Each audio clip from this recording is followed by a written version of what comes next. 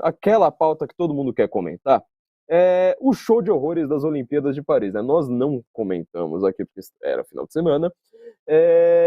Assim, o show de horrores ali foi uma coisa que não há palavras, né? A gente precisava ter um programa, o André estava falando que a gente precisava ter um programa hoje de 2 horas só para falar sobre o show de horrores, né?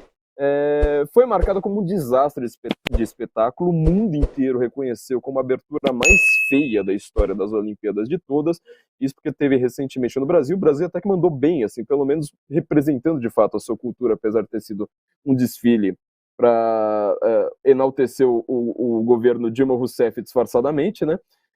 E a maior polêmica, obviamente, foi a abordagem dos temas woke, né? Teve a participação de artistas renomados, como Lady Gaga e Celine Dion, mas também incluiu algumas apresentações controversas, como drag queens e uma apresentação artística, vou colocar artística à la Daniela Lima, né? Artística, inspirada na última ceia. E performances polêmicas em toda a Olimpíada. Vamos começar só pela abertura, né?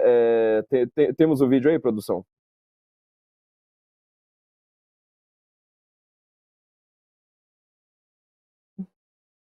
7 candelabros. Tudo, essa cena famosa aí, que depois foi chamada, né, de falar assim, mas na verdade isso aí era dionisíaco. Saiu lá o diretor artístico dizendo que era um quadro de Dionísio e que ele queria fazer uma celebração pagã. Eu vi os dois quadros, é muito mais parecido com a Santa Ceia, tá, do que com Dionísio, e Dionísio também acho que ficaria profundamente ofendido com essa imagem. Fabi, divirta-se. Essa discussão que você acabou de falar aí, se é Santa Ceia, se não é, se é do quadro do fulano, para mim é um não assunto. Para mim, o assunto é: você é cristão? Você se sentiu ofendido? Acabou. Você não é cristão, você é ateu, como eu até vi relatos de vários. Você se sentiu ofendido? Acabou. É isso que importa. Estão acabando com os valores aí do Ocidente, né? Então, colocar até veio, por exemplo, jornalistas, né, colocando lá os quadrinhos da Mônica, que fizeram, o Maurício de Souza desenhou, mas aquilo era uma homenagem, era até fofinho, né, e aquilo para a criança tem uma motivação, você está educando, né, que o que é a Santa Ceia, compartilhar o pão entre os amigos, etc., que é compartilhar, na verdade, Cristo, né? Para quem acredita no cristianismo, e para quem não acredita não vai ficar ofendido com o quadrinho da Mônica ali, né, falando sobre isso, tentando ensinar as crianças. Agora, isso aí, vamos, essa pessoa de azul, eu vou sempre falar a pessoa, porque a gente sabe que no nosso Brasil de hoje, né, o Brasil de Lula, nós temos o crime de homofobia, embora isso tenha sido uma decisão exclusiva do judiciário, não passou pelo Congresso Nacional, mas temos. Então, eu sempre falarei a pessoa, porque aí, né, não ofende nem ele, nem ela. Então, a pessoa, essa pessoa que está aí no meio, ela é um deus hindu, Shiva, né? Então, assim, eles jogaram para todos os lados. O que isso tem a ver com esporte? O que isso tem a ver? Tem a ver, estão acabando com os nossos símbolos, estão acabando com a nossa identidade, né? Paris, da Bastilha, Paris, que fez a maior revolução, que contribuiu para a nossa involução, que é a Revolução Francesa, ela continua dando, né, os seus freak shows. Para mim é um freak show. Para mim isso não tem como se levar a sério. É um show de horror.